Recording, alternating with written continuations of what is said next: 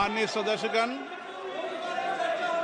Item number 1 Shrimati Nirmala Sitharaman वित्त मंत्री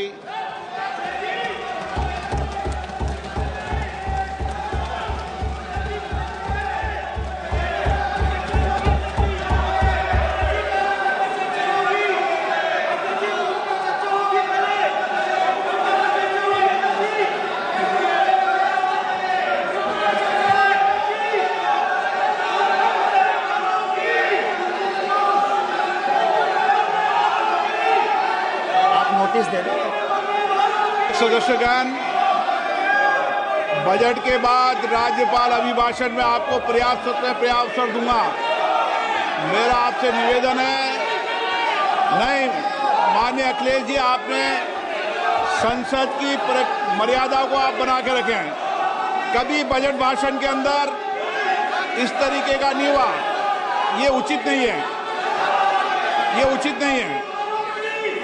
Akhilesh ji please, मैं आपको मौका दूंगा राज्यपाल अभिभाषण पे, प्लीज।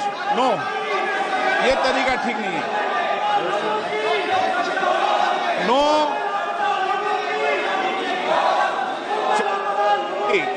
राज्यपाल अभिभाषण पे चर्चा होगी। नो तरीका। Honorable Speaker, I present the budget for 25-26. This budget continues our government's efforts to A. Accelerate growth, B. Secure inclusive development, C. Invigorate private sector investments, D. Uplift household sentiments, and E. Enhance spending power of India's rising middle class. Together, we embark on a journey to unlock our nation's tremendous potential for greater prosperity and global positioning under the leadership of Honorable Prime Minister Shri Narendra Modi. As we complete the first quarter of the 21st century, continuing geopolitical headwinds suggest lower global economic growth over the medium term. However, our aspiration for a Vikasit Bharat inspires us, and the transformative work we have done during our government's first 2 terms guides us to march forward resolutely. Our economy is the fastest growing among all major economies. Our development track record for the past 10 years and structural reforms have drawn global attention. Confidence in India's capability and potential has only grown in this period. We see the next 5 years as a unique opportunity to realize Sabka Vikas, stimulating balanced growth of all regions. The great Telugu poet and playwright Gurujada Apparao had said, "Deshamante matti kadoy, deshamante manushuloy," meaning a country is not just its soil, a country is its people. In line with this, for us, Vikasit Bharat encompasses zero poverty, 100% quality good school education, access to high quality, affordable and comprehensive health care, 100% skilled labor with meaningful employment, 70% women in economic activities, and farmers making our country the food basket of the world. In this budget, the proposed development measures span 10 broad areas focusing on Garib, youth, Annadata and Nari, spurring agricultural growth and productivity, building rural prosperity and resilience, taking everyone together on an inclusive growth path, boosting manufacturing and furthering Make in India, supporting MSMEs, enabling employment-led development, investing in people, economy and innovation, securing energy supplies, promoting exports and nurturing innovation. For this journey of development, our 4 powerful engines are agriculture, MSME, investments and exports. The fuel, our reforms. Our guiding spirit, inclusivity, and the destination, Vikasit Bharat. This budget aims to initiate transformative reforms across 6 domains during the first. निर्यात आमच्या मार्गदर्शक प्रेरणा आहे समावेशितता आणि लक्ष्य आहे विकसित राष्ट्र भारत. या अर्थसंकल्पाचा उद्देश 6 क्षेत्रांमध्ये परिवर्तनीय कार्याची सुधारणा करणे आहे. यामुळे येणाऱ्या 5 वर्षांच्या काळामध्ये आमची विकासाची क्षमता जागतिक स्तरावर वाढणार आहे. हे क्षेत्र आहेत कराधान, विद्युत क्षेत्र, शहरी विकास, खनन, वित्तीय क्षेत्र आणि नियामक सुधार. प्रथम इंजिनाच्या रूपात कृषी पासून सुरुवात करून विशेष प्रस्तावांकडे मी वळते आहे.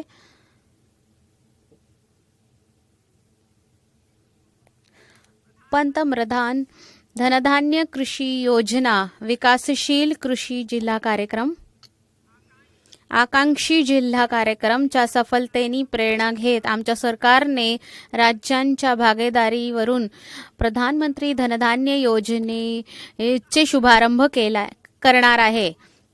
विशिष्ट उपाययोजनाच्या अभिसरणाच्या माध्यमातून कमी उत्पादकता, कमी पिकांची रोपणी 100 जिल्ह्यांना यात समाविष्ट करण्यात येणार आहे. याचा उद्देश संपर्क कृषी उत्पादकता 2,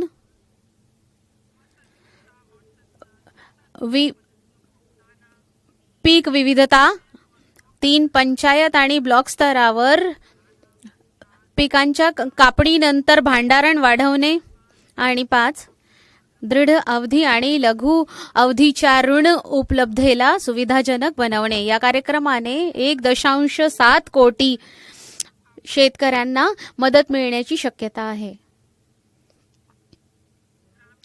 ग्रामीण संपन्नता आणि अनुकूलन निर्माण. एक व्यापक बहुक्षेत्रीय ग्रामीण संपन्नता आणि अनुकूलन निर्माण कार्यावर राज्यांच्या भागीदारीवरून तयार करण्यात येईल, ज्यामुळे कुशलता, गुंतवणूक, कृषीमध्ये कमी रोजगाराचे उपाययोजना करता येईल आणि ग्रामीण अर्थव्यवस्थेमध्ये नवीन जीव येईल. ग्रामीण अर्थव्यवस्थेमध्ये बऱ्याच रोजगाराच्या संधी निर्मित करण्याची गरज आहे. हा कार्यक्रम ग्रामीण महिला, तरुण शेतकरी, उपेक्षित आणि छोट्या शेतकऱ्यांना आणि भूमिहीन कुटुंबांना वर लक्ष केंद्रित करण्यात येणार आहे. Atmanirbharta in pulses. Our government is implementing the National Mission for Edible Oilseed for achieving Atmanirbharta in edible oils. Our farmers have the capability to grow enough for our needs and more. 10 years ago, we made concerted efforts and succeeded in achieving near self-sufficiency in pulses. Farmers responded to the need by increasing the cultivated area by 50% and government arranged for procurement and remunerative prices. Since then, with rising incomes and better affordability, our consumption of pulses has increased significantly. Our government will now launch a 6-year mission for Atmanirbharta in pulses with a special focus on Tur, Urad and Masoor. Details are in Annexure B. Central agencies such as NAFED and NCCF will be ready to procure these 3 pulses as much as offered during the next 4 years from farmers who register with these agencies and enter into agreements. Comprehensive program for vegetables and fruits. It is encouraging that our people are increasingly becoming aware of their nutritional needs. It is a sign of a society becoming healthier. With rising income levels, the consumption of vegetables, fruits, and Shri Anna is increasing significantly. A comprehensive program to promote production, efficient supplies, processing, and remunerative prices for farmers will be launched in partnership with the states. Appropriate institutional mechanisms for implementation and participation of farmer producer organizations and cooperatives will be set up. Makhana Board in Bihar. For this, there is a special opportunity for the people of Bihar. A Makhana Board will be established in the state to improve production, processing, value addition, and marketing of makhana. The people engaged in these activities will be organized into FPOs. The board will provide hand-holding and training support to makhana farmers and will also work to ensure they receive the benefits of all relevant government schemes. A national mission on high-yielding seeds will be launched, aimed at 1. Strengthening research ecosystem, 2. Targeted development and propagation of seeds with high yield, pest resistance, and climate resilience, and 3. Commercial availability of more than 100 seed varieties released since July 2024. India ranks second largest globally in fish production and aquaculture. Seafood exports are valued at 60,000 crore rupees. To unlock the untapped potential of the marine sector, our government will bring in an enabling framework for sustainable harnessing of fisheries from Indian exclusive economic zone and high seas, with a special focus on the Andaman and Nicobar and Lakshadweep Islands. For the benefit of lakhs of cotton growing farmers, I am pleased to announce a mission for cotton productivity. This 5-year mission will facilitate significant improvements in productivity and sustainability of cotton farming and promote extra long staple cotton varieties. The best of science and technology support will be provided to farmers. Aligned with our integrated 5F vision for the textile sector, this will help in increasing incomes of the farmers and ensure a steady supply of quality cotton for rejuvenating India's traditional textile sector. Kisan credit cards facilitate short-term loans for 7.7 crore farmers, fishermen, and dairy farmers. The loan limit under modified interest subvention scheme will be enhanced from 3 lakh rupees to 5 lakh rupees for loans taken through the KCC. For Atmanirbharta in urea production, our government had reopened 3 dormant urea plants in the eastern region. To further augment urea supply, a plant with annual capacity of 12.7 lakh metric tons will be set up at Namrup in Assam.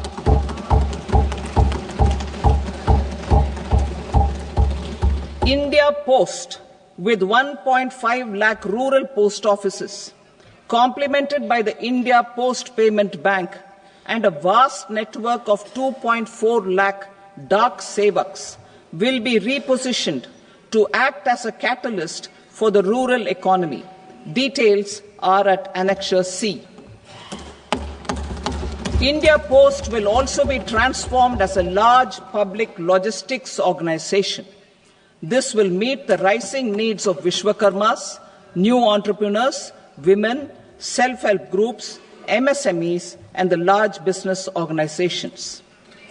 Our government will provide support to NCDC for its lending operations for the cooperative sector. MSMEs as the second engine. Now I move to MSMEs as the second engine, which encompasses manufacturing and services with a focus on MSMEs numbering 5.7 crores. Currently, over 1 crore registered MSMEs, employing 7.5 crore people and generating 36% of our manufacturing, have come together to position India as a global manufacturing hub. with their quality products. These MSMEs are responsible for 45% of our exports.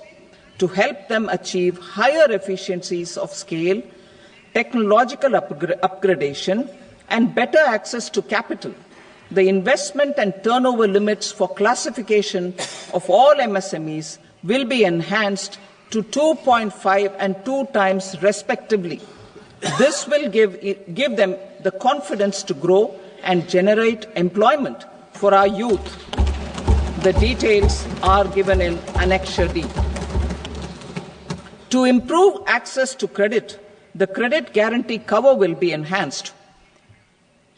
First, for micro and small enterprises from 5 crore to 10 crore rupees, leading to additional credit of 1.5 lakh crores in the next 5 years. Second, for startups from 10 crore rupees to 20 crore rupees, with the guarantee fee being moderated to 1% for loans in 27 focus sectors which are important for Atmanirbhar Bharat.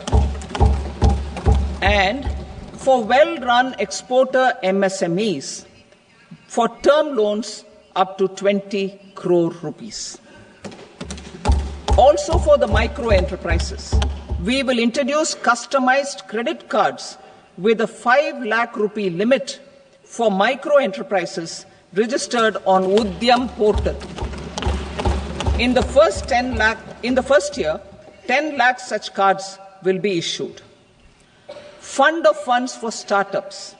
The alternate investment fund, AIFs, for startups have received commitments of more than 91,000 crores rupees.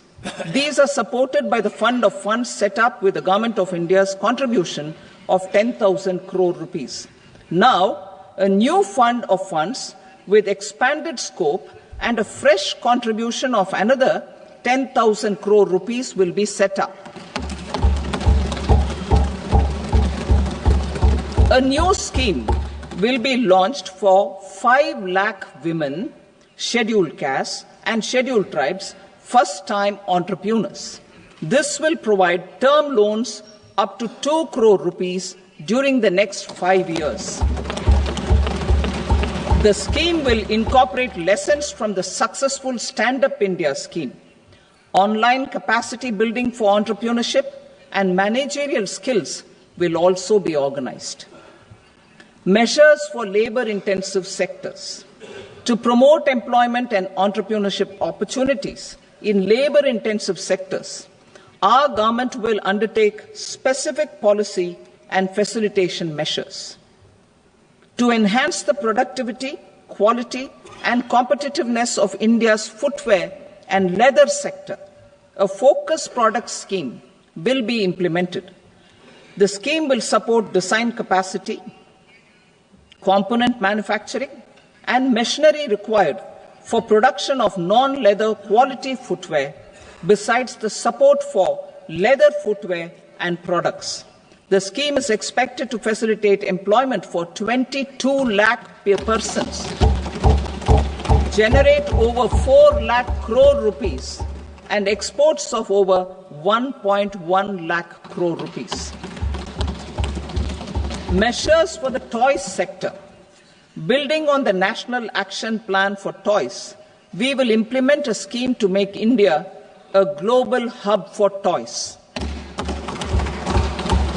The scheme will focus on development of clusters, skills, and a manufacturing ecosystem that will create high-quality, unique, innovative, and sustainable toys that will represent the Made in India brand. Support for food processing. In line with our commitment towards Purvodaya, we will establish a National Institute of Food Technology, Entrepreneurship and Management in Bihar. The institute will provide a strong fillip to food processing activities in the entire eastern region.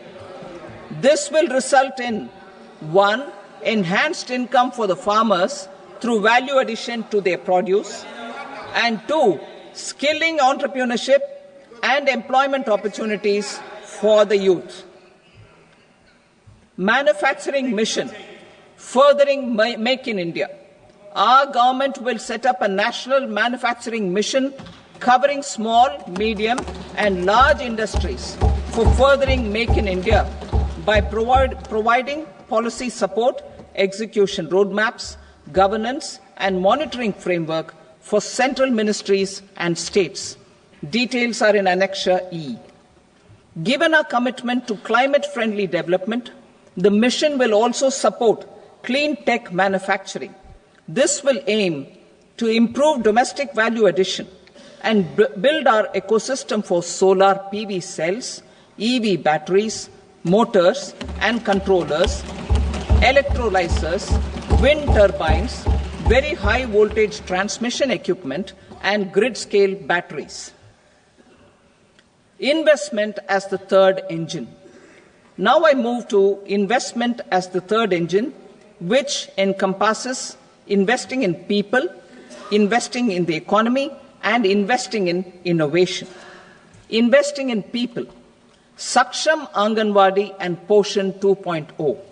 Saksham Anganwadi and Poshan 2.0 program provides nutritional support to more than 8 crore children, 1 crore pregnant women and lactating mothers all over the country, and about 20 lakh adolescent girls in aspirational districts and the Northeast region.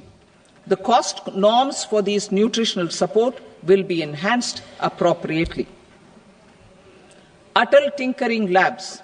50,000 Atal Tinkering Labs will be set up in government schools in the next 5 years to cultivate the spirit of curiosity and innovation and foster a scientific temper among young minds. Broadband connectivity to government secondary schools and PHCs. Broadband connectivity will be provided to all government secondary schools and primary health centers in rural areas under the BharatNet project. Bharatiya Bhasha Pustak Scheme. We propose to implement a Bharatiya Bhasha Pustak scheme to provide digital form Indian language books for schools and for higher education. This aims to help students understand their subjects better and in their language. National Centers of Excellence for Skilling. Building on the initiative announced in the July 24 budget, 5 national centers of excellence for skilling will be set up with global expertise and partnerships to equip our youth with the skills required for Make for India, Make for the World manufacturing. The partnership will cover curriculum design, training of trainers, and a skills certification framework and periodic reviews. Expansion of capacity in IITs. Total number of students in 23 IITs has increased 100% from 65,000 to 1.35 lakh in the past 10 years.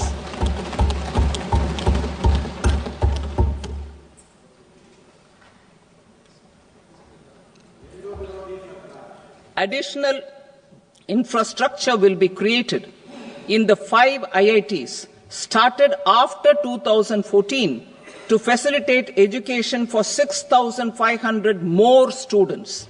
Hostel and other infrastructure capacity at IIT Patna will also be expanded.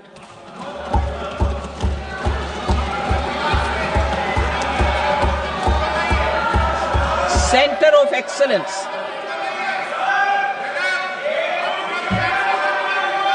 Center of Excellence in AI for Education.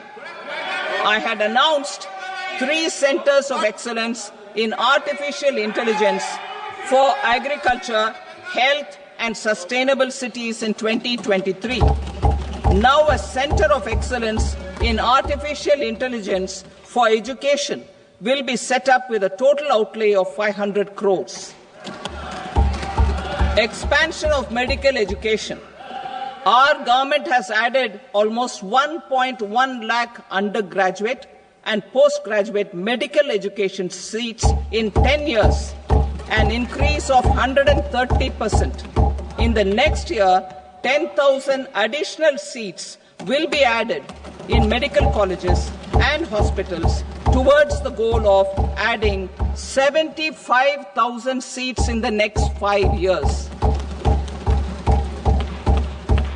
Daycare cancer centers in all district hospitals. Our government will facilitate setting up of daycare cancer centers in all district hospitals in the next 3 years. 200 centers will be established in 25-26 itself. Strengthening urban livelihoods. Our government has been giving priority to assisting urban poor and vulnerable groups. A scheme for socio-economic upliftment of urban workers will be implemented to help them improve their incomes, have sustainable livelihoods, and a better quality of life. PM Swanidhi scheme has benefited more than 68 lakh street vendors, giving them respite from high-interest informal sector loans. Building on this success, the scheme will be revamped with enhanced loans from banks, UPI-linked credit cards with 30,000 rupees limit, and capacity building support. Social Security Scheme for welfare of online platform workers. Gig workers of online platforms provide great dynamism to the new age services economy. Recognizing their contribution, our government will arrange for their identity cards and registration on the e-Shram portal. They will be provided healthcare under PM Jan Arogya Yojana. This measure is likely to assist nearly 1 crore gig workers.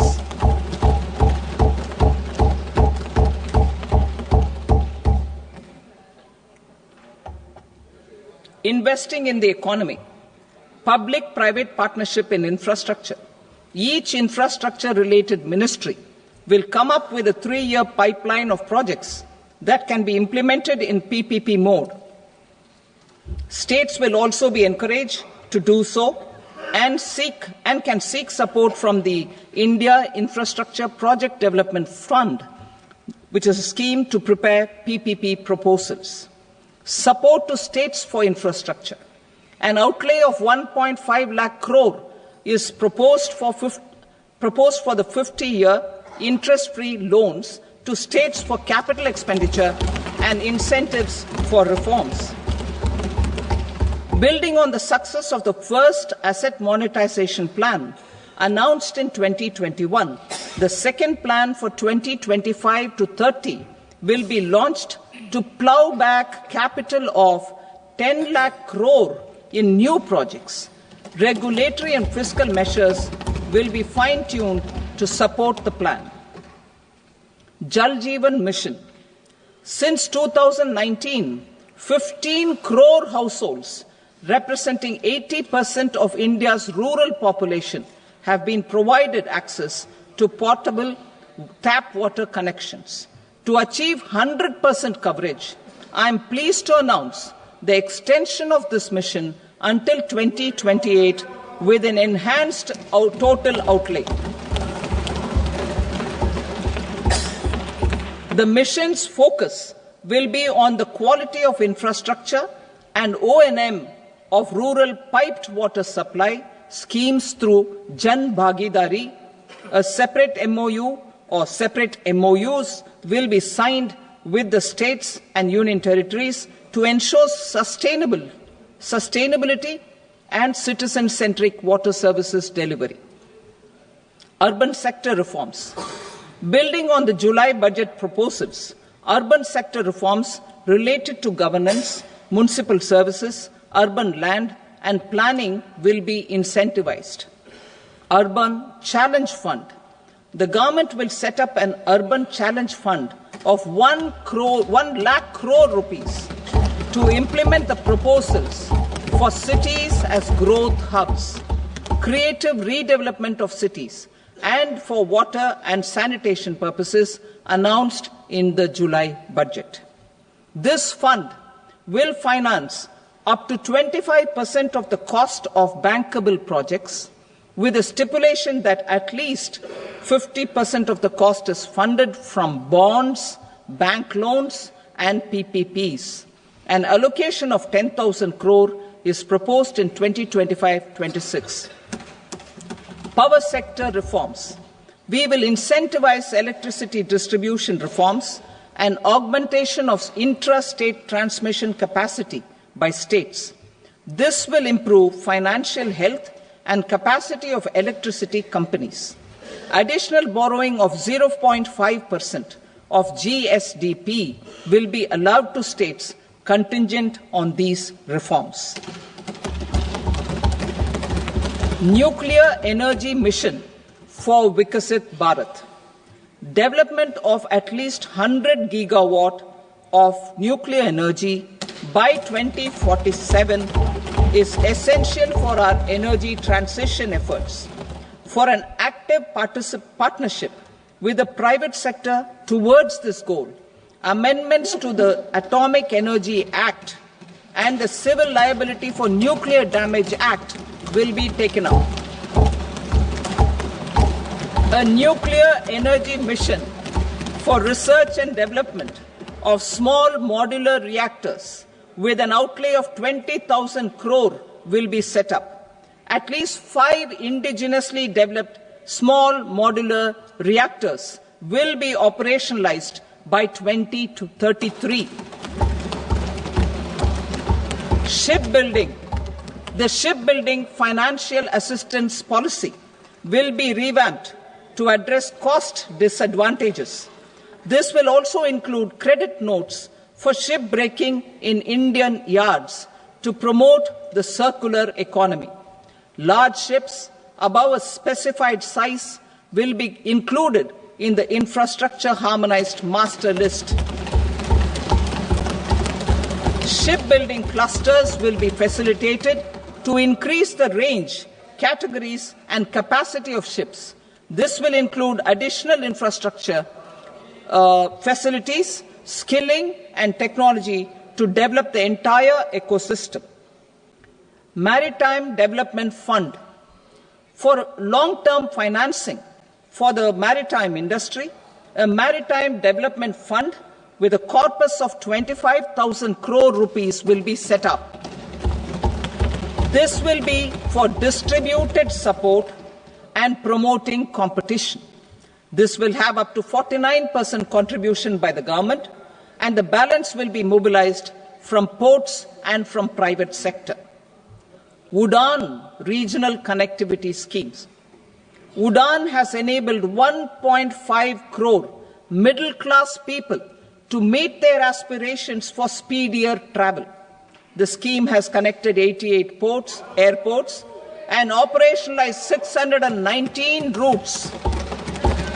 Inspired by that success, a modified UDAN scheme will be launched to enhance regional connectivity to 120 new destinations and carry 4 crore passengers in the next 10 years. 4 crore additional passengers in the next 10 years. The scheme will also support helipads and smaller airports in hilly, aspirational, and northeast regional districts. Greenfield airports will be facilitated in Bihar to meet the future needs of the state. These will be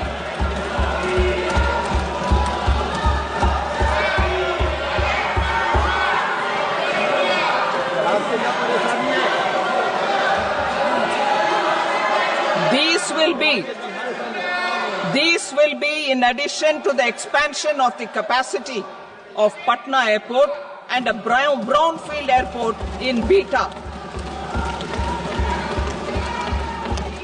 Western Kosi Canal project in Mithilanchal. Financial support will be provided for the Western Kosi Canal ERM project benefiting a large number of farmers, cultivating over 50,000 hectares of land in the Mithilanchal region of Bihar. Mining sector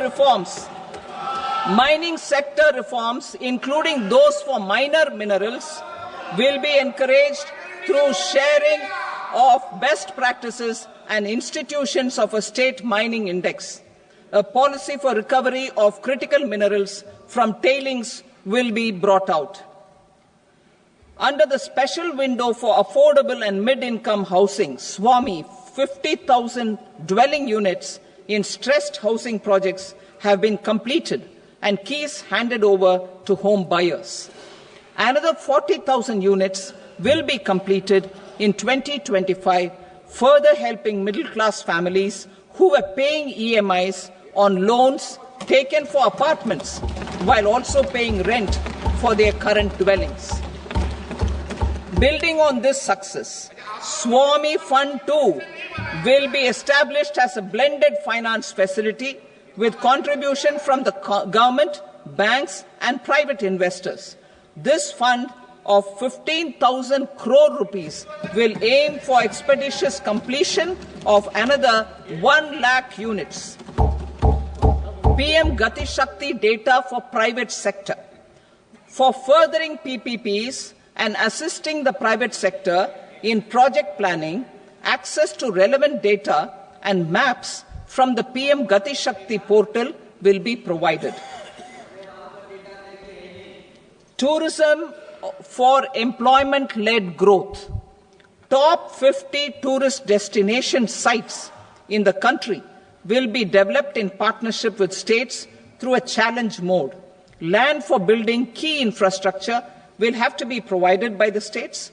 Hotels in these destinations will be included in the infrastructure harmonized list.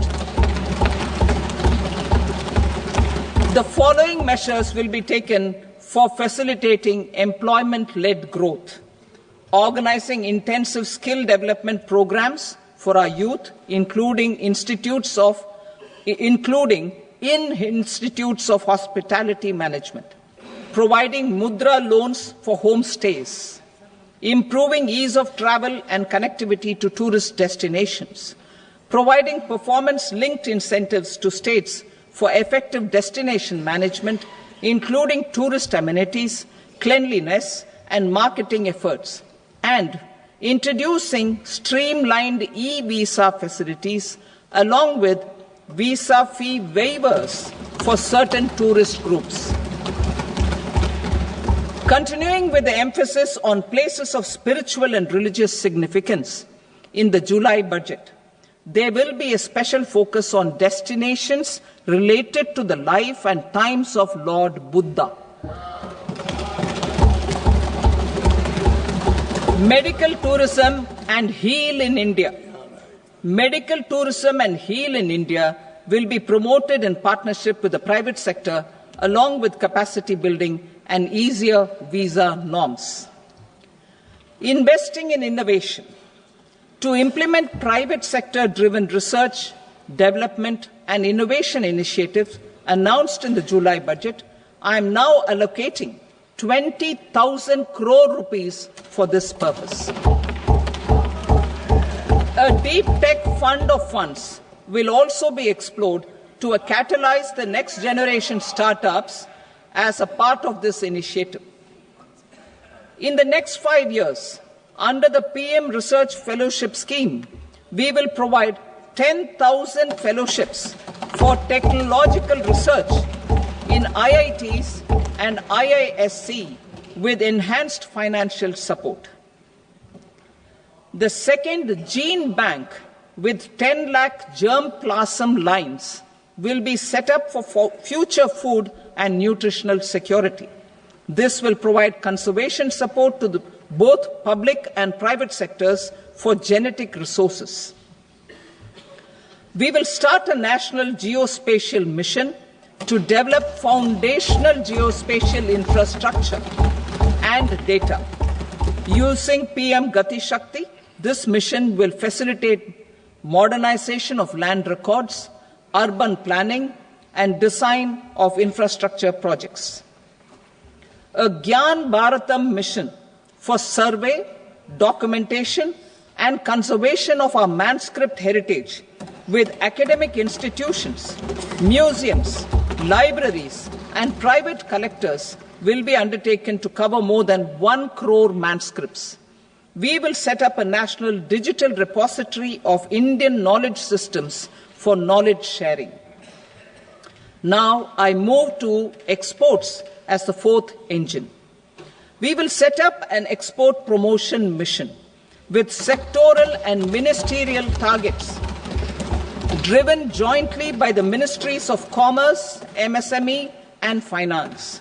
It will facilitate easy access to export credit, cross-border factoring support, support to MSMEs to tackle non-tariff measures in overseas markets. A digital public infrastructure, Bharat Trade Net, for international trade will be set up as a unified platform for trade documentation and financing solutions. This will complement the Unified Logistics Interface platform. The BTN will be aligned with international practices. Support will be provided to develop domestic manufacturing capacities for our economy's integration with global supply chains. Sectors will be identified based on objective criteria. Facilitation groups with participation of senior officers and industry representatives will be formed for select products and supply chains. Through this, there are huge opportunities related to Industry 4.0, which needs high skills and talent. Our youth have both. Our government will support the domestic electronic equipment industry to leverage this opportunity for the benefit of our youth.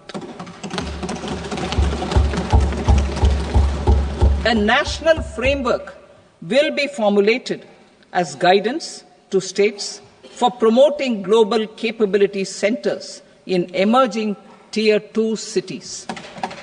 This will suggest measures for enhancing availability of talent and infrastructure, building bylaw reforms, and mechanisms for collaboration with industry.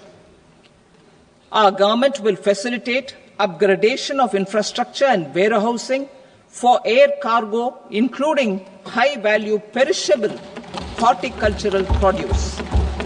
Cargo screening and customs protocol will be streamlined and made user-friendly. Reforms as the fuel. Over the past 10 years, our government has implemented several reforms for convenience of taxpayers, such as faceless assessment, 2, taxpayer charter, 3, faster returns, 4, almost 99% returns being on self-assessment, and 5, Vivad Se Vishwas scheme.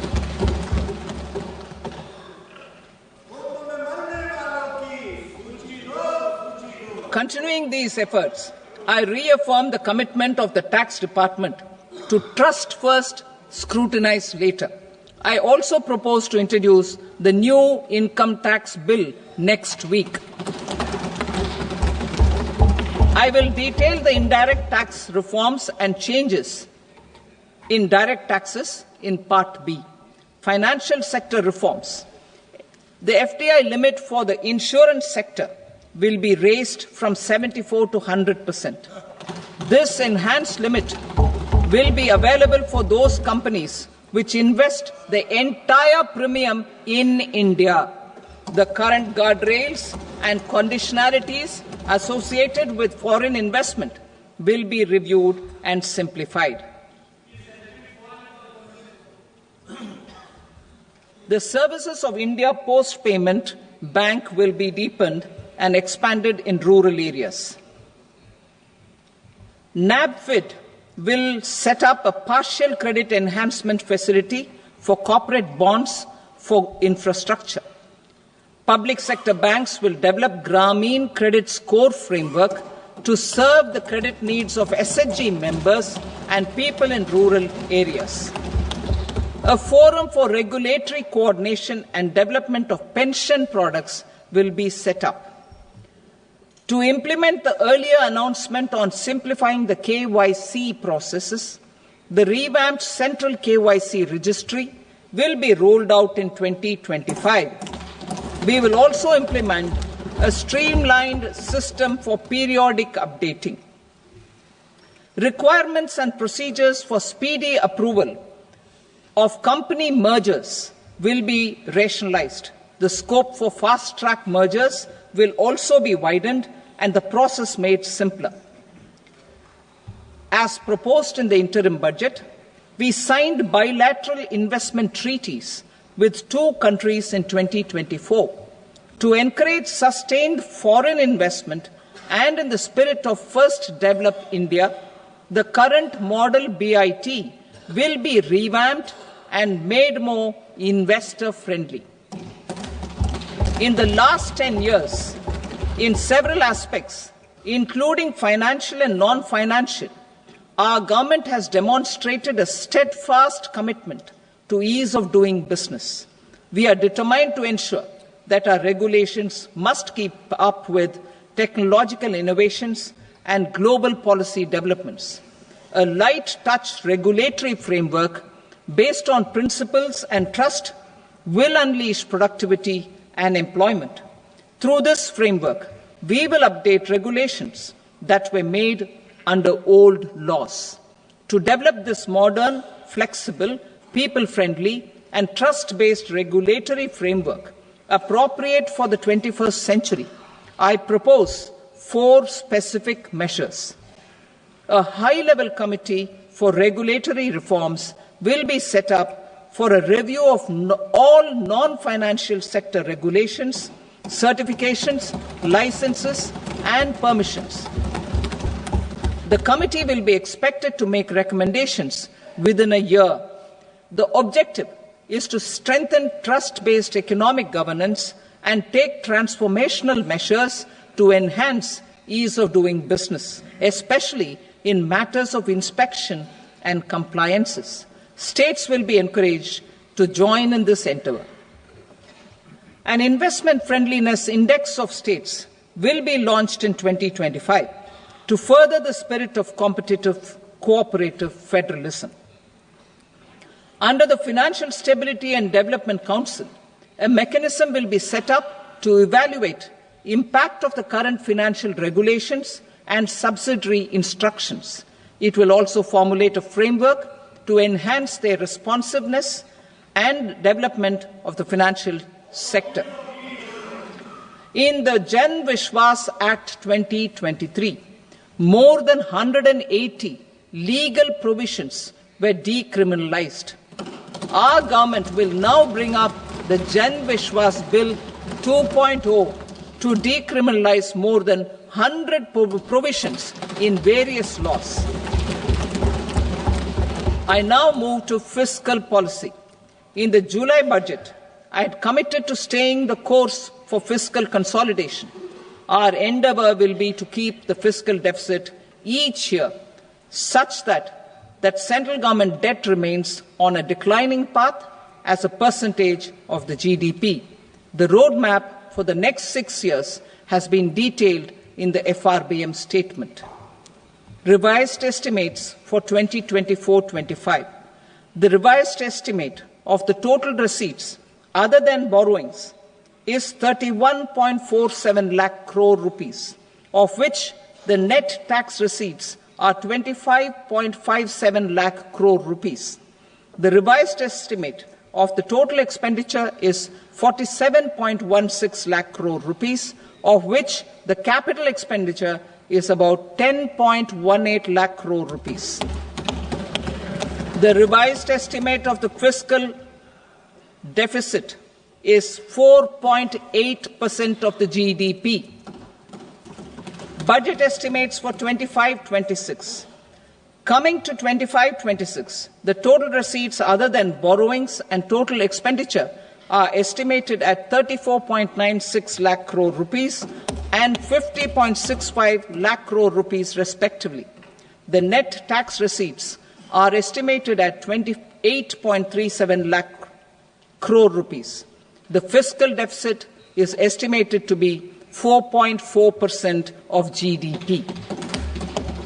To finance the fiscal deficit, the net market borrowings from dated securities are estimated at 11.54 lakh crore. The balance financing is expected to come from small savings and other sources. The gross market borrowings are estimated at 14.82 lakh crore rupees. I will now move to Part B. Indirect taxes. My proposals relating to customs aim to rationalize tariff structure and address duty inversion.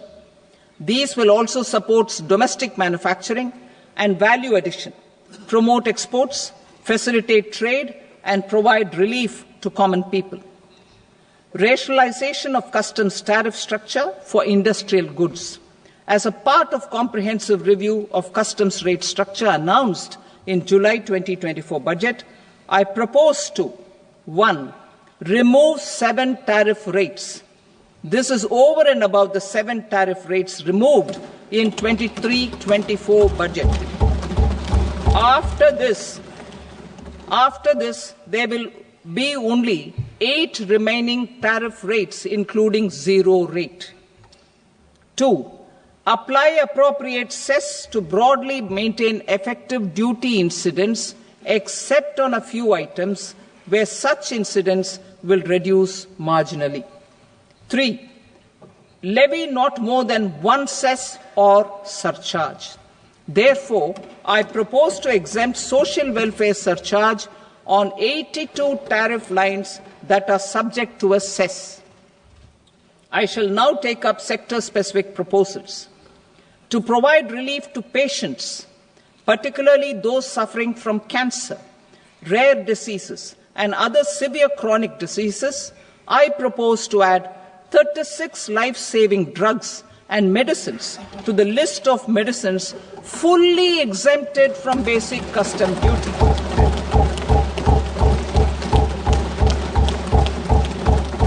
I also propose to add 6 life-saving medicines to the list attracting concessional custom duty of 5%. Full exemption and concessional duty will also respectively apply on the bulk drugs for manufacture of the above. Specified drugs and medicines under patient assistance programs run by the pharmaceutical companies are fully exempt from BCD, provided the medicines are supplied free of cost to the patients. I propose to add 37 more medicines along with 13 new patient assistance programs. Support to domestic manufacturing and value addition. Critical minerals. In the July 2024 budget, I had fully exempted BCD on 25 critical minerals that are not domestically available. I had also reduced BCD of 2 other such minerals to provide a major fillip to their processing, especially by MSMEs. Now, I propose to fully exempt cobalt powder and waste, the scrap of lithium-ion battery, lead, zinc, and 12 more critical minerals. This will help secure their availability for manufacturing in India and promote more jobs for our youth. To promote domestic production of technical textile products such as agro-textiles, medical textiles, and geotextiles at competitive prices, I propose to add 2 more types of shuttle-less looms to the list of fully exempted textile machinery. I also propose to revise the BCD rate on knitted fabrics covered by 9 tariff lines from 10 or 20 to 20% or 115 rupees per kg, whichever is higher. Electronic goods. In line with our Make in India policy and to rectify inverted duty structure, I propose to increase the BCD on interactive flat panel display from 10% to 20% and reduce the BCD to 5% on open cell and other components. In 23-24 budget, for the manufacture of open cells of LCD, LED TVs, I had reduced the BCD on parts of open cells from 5% to 2.5%. To further boost the manufacture of such open cells, the BCD on these parts will now stand exempted. Lithium-ion battery. To the list of exempted capital goods, I propose to add 35 additional capital goods for EV battery manufacturing and 28 additional capital goods for mobile phone battery manufacturing. This will boost domestic manufacture of lithium-ion batteries, both for mobile phones and for electric vehicles. Shipping sector. Considering that shipbuilding has a long gestation period, I propose to continue the exemption of BCD on raw materials, components, consumables, or parts for the manufacture of ships for another 10 years.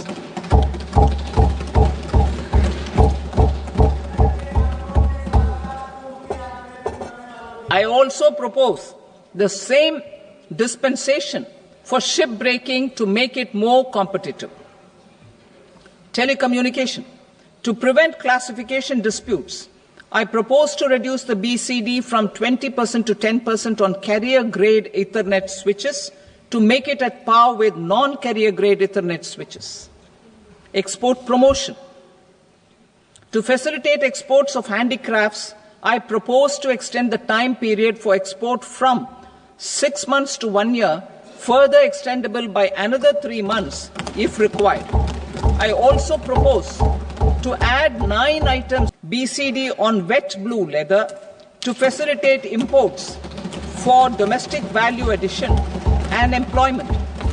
I also propose to exempt crust leather from 20% export duty to facilitate exports by small tanners. Marine products. To enhance India's competitiveness in the global seafood market, I propose to reduce BCD from 30% to 5% on frozen fish paste, surimi, for manufacture and export of its analog products. I also propose to reduce BCD from 15% to 5% on fish hydrolysates for manufacture of fish and shrimp feed.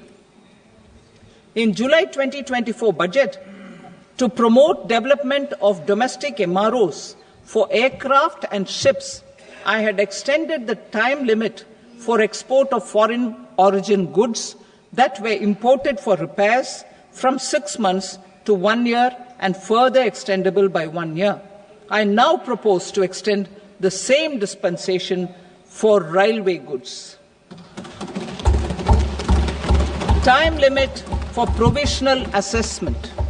Presently, the Customs Act 1962 does not provide any time limit to finalize provisional assessments, leading to uncertainty and cost to trade.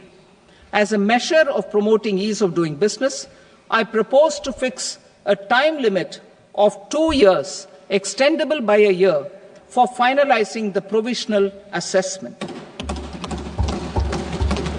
I propose to introduce a new provision that will enable importers or exporters, after clearance of goods, to voluntarily declare material facts and pay duty with interest but without penalty.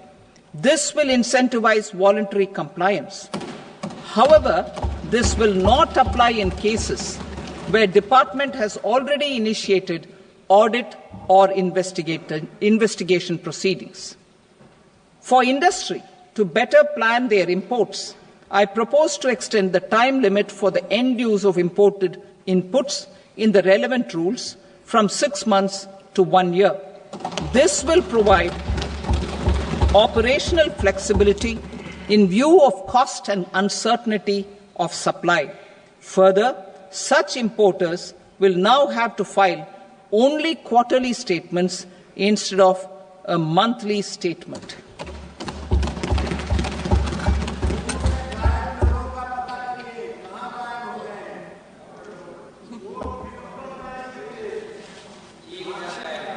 I now come to my direct tax proposals. In Part A, I have briefly underlined taxation reforms as one of key reforms to realize our vision of Vikasit Bharat. In respect of criminal law, our government had earlier ushered in Bharatiya Nyaya Sanhita, replacing Bharatiya Danda Sanhita. I am happy to inform this august House and the country that for new income tax bill will carry forward the same spirit of Nyaya in its drafting as well. The new bill will be clear and direct in text, with close to half of the present law in terms of both chapters and words. It will be simple to understand for taxpayers and tax administrators, leading to tax certainty and reduced litigation. Reforms, however, are not a destination. They are means to achieve good governance for our people and economy. Providing good governance primarily involves being responsive. The Tirukural captures this in verse 542, which reads, "Vaanokki vaazhum ulagallam, mannavan kol nokki vaazhum kudi," meaning, just as the living beings live expecting rains, citizens live expecting good governance. Our government is committed to keeping an ear to the ground and a finger on the pulse and responding while balancing our national building efforts.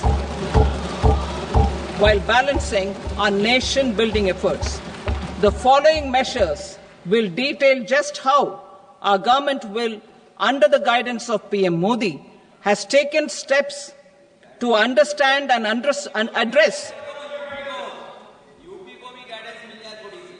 I repeat that sentence, sir. The following measures will detail just how our government, under the guidance of PM Modi, has taken steps to understand and address the needs voiced by our citizens. My tax proposals are guided by this spirit.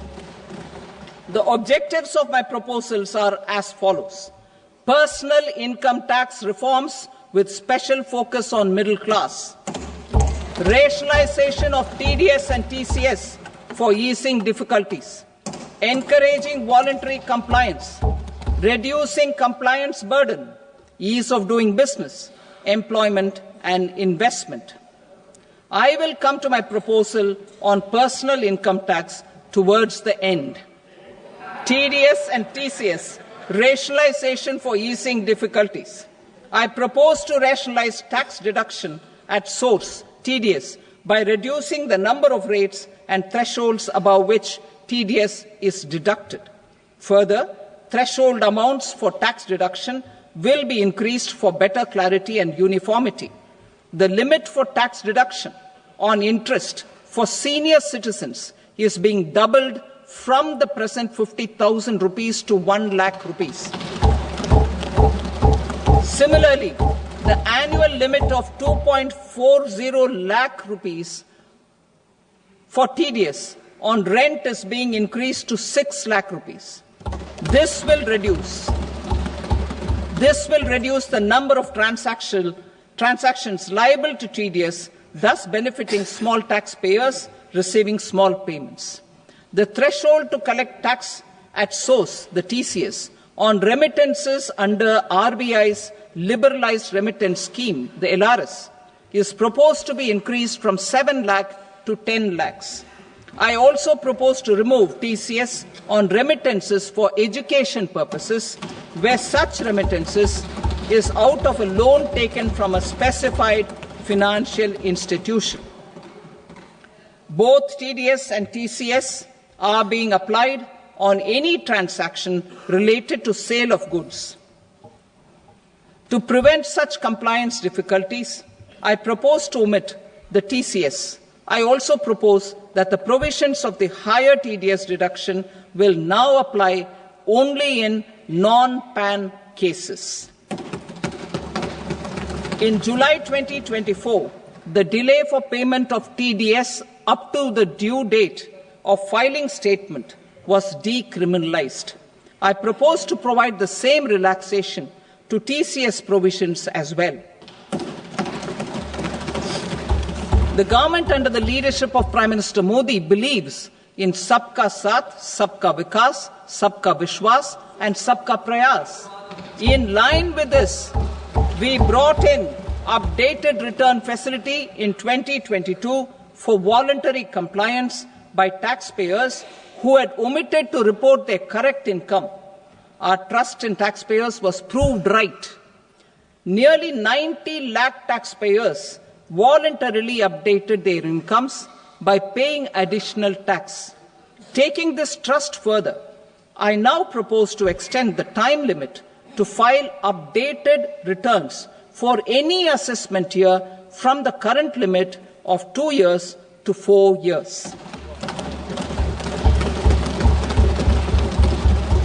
I propose to reduce the compliance burden for small charitable trusts and institutions by increasing their period of registration from 5 years to 10 years. It is also proposed that disproportionate consequences do not arise for minor defaults such as incomplete applications filed by charitable entities. Presently, taxpayers can claim the annual value of self-occupied properties as nil only on the fulfillment of certain conditions. Considering the difficulties faced by taxpayers, it is proposed to allow the benefit of 2 such self-occupied properties without any condition. To streamline the process of transfer pricing and to provide an alternative to yearly examination, I propose to introduce a scheme for determining arm's length price of international transaction for a block period of 3 years. This will be in line with global best practices. With a view to reduce litigation and provide certainty in international taxation, the scope of safe harbor rules is being expanded. A number of senior and very senior citizens have very old national savings schemes accounts. As interest is no longer payable on such accounts, I propose to exempt withdrawals made from NSS by individuals on or after 29th August 2024. I am also proposing to allow similar treatment to NPS Vatsalya accounts as is available to normal NPS accounts subject to overall limits. In my speech in July 2024, I had promised that all processes, including giving effect to appellate orders, shall be digitalized and made paperless over the next 2 years. So I'm happy to announce that digitalization is being made operational now. In July 2024, we brought in the Vivad Se Vishwas scheme to resolve income tax disputes pending in appeal. The scheme has received a great response, with nearly 33,000 taxpayers having availed of the scheme to settle their disputes. I have a few proposals to promote investment and employment. It is proposed to provide a presumptive taxation regime for non-residents who provide services to a resident company that is establishing or operating an electronics manufacturing facility. I further propose to introduce a safe harbor for tax certainty for non-residents who store components for supply to specified electronics manufacturing units. Presently, the tonnage tax scheme is available only to sea-going ships. The benefits of existing tonnage tax scheme are proposed to be extended to inland vessels registered under the Indian Vessels Act 2021 to promote inland water transport in the country. Extension for incorporation of startups. We continue to support the Indian startup ecosystem. I propose to extend the period of incorporation by 5 years to allow the benefit available to startups which are incorporated before 1/4/2030. In order to attract and promote additional activities in the IFSC, I am inter alia proposing specific benefits to ship leasing units, insurance offices, and treasury centers of global companies which are set up in IFSC. Further, to claim benefits, the cut-off date for commencement in IFSC has also been extended by 5 years to 31/3/2030. Category 1 and Category 2 AIFs are undertaking investments in infrastructure and other such sectors. I propose to provide certainty of taxation to these entities on the gains from securities, to promote funding from sovereign wealth funds and pension funds to the infrastructure sector. I propose to extend the date of making an investment by 5 more years up to 31st March 2030.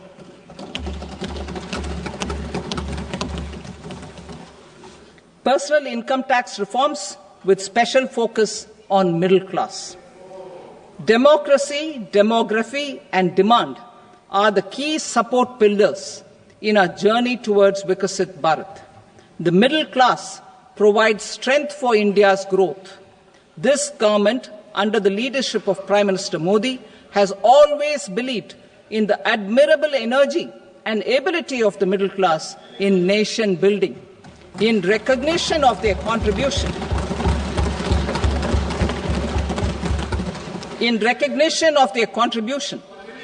we have periodically reduced their tax burden. Right after 2014, the nil tax slab was raised to 2.5 lakhs of rupees, which was further raised to 5 lakh rupees in 2019 and to 7 lakh rupees in 2023. This is reflective of our government's trust on the middle class taxpayers. I am now happy to announce that there will be no income tax payable up to income of 12 lakh rupees.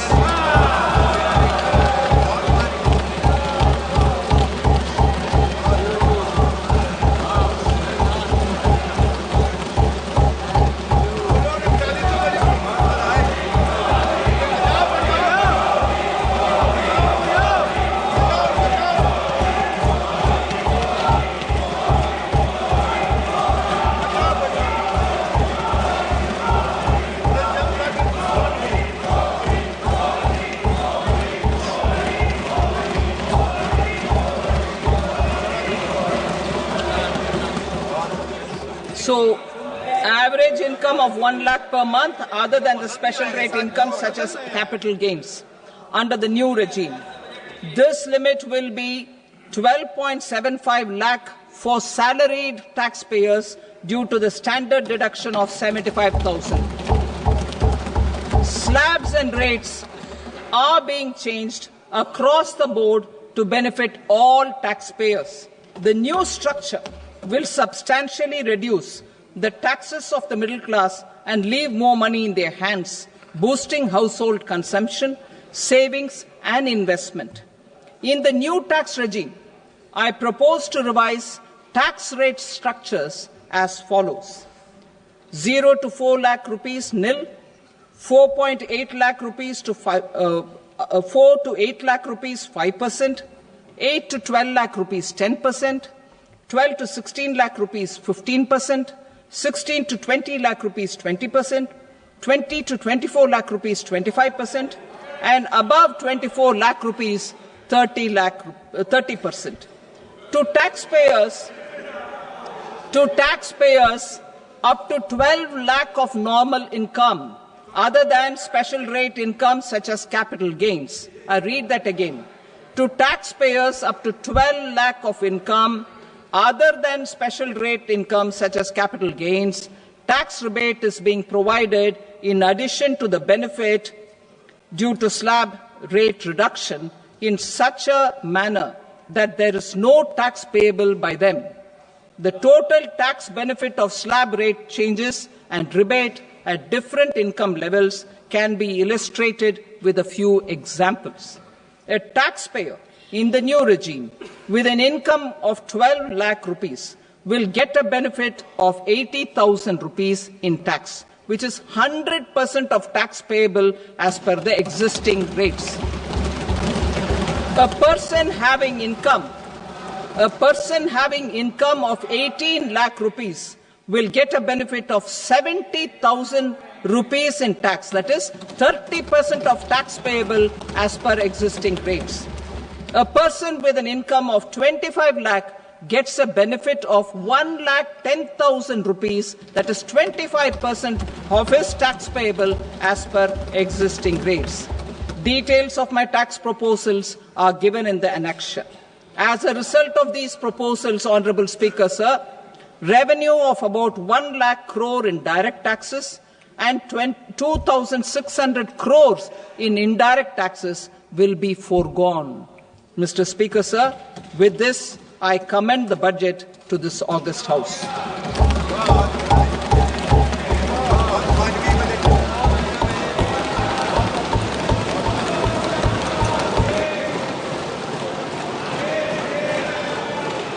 Item number 2, Shrimati Nirmala Sitharaman.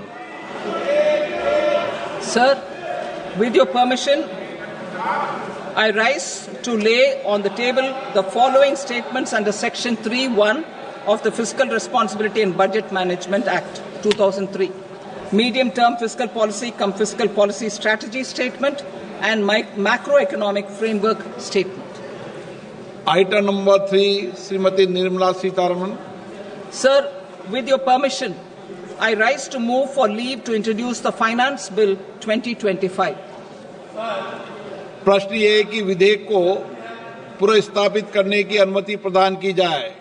जो सदस्य इसके पक्ष में हाँ कहें, जो सदस्य विरोध में ना कहें. मेरे विचार में निर्णय हाँ वालों के पक्ष में हुआ. हाँ वालों के पक्ष में अनुमति प्रदान की जाती है. माननीय मंत्री जी, अब विधेयक को पुनर्स्थापित करें. Sir, I introduce the bill. Thank you. सभा की कार्रवाई सोमवार दिनांक 3 फरवरी 2025 को प्राप्त 11 बजे तक के लिए स्थगित की जाती है.